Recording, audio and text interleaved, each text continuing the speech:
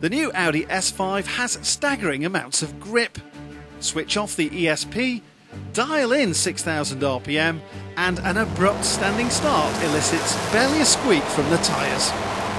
When Audi says 0 to 62 miles per hour in just 5.1 seconds, we absolutely believe them.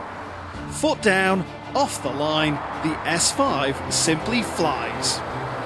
But then with a Quattro four-wheel drive system and 4.2 litres of petrol V8, that's really not a surprise.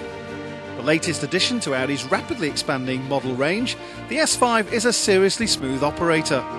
The German car makers already added an SUV and a supercar to its portfolio.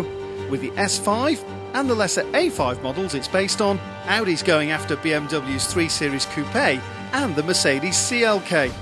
And we're telling you right now, these established players had better watch out. Why? Well, for starters, the Audi has huge road presence. Whatever you think of the styling, you can't deny how purposeful it looks.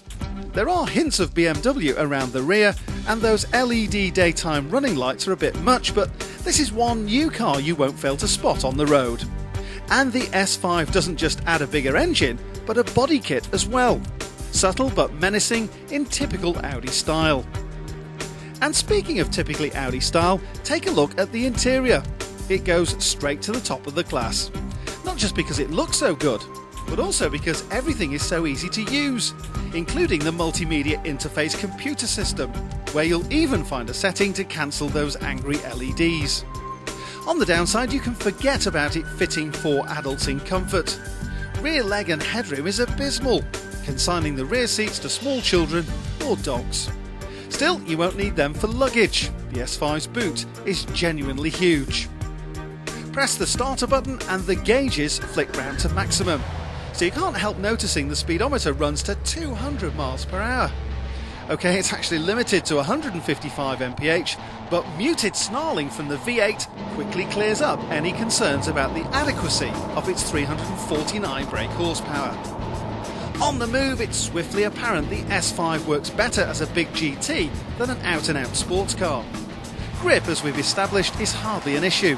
The S5 rides well, is easy to drive and covers the ground very rapidly. But the steering's a little too light and lacks genuine feel.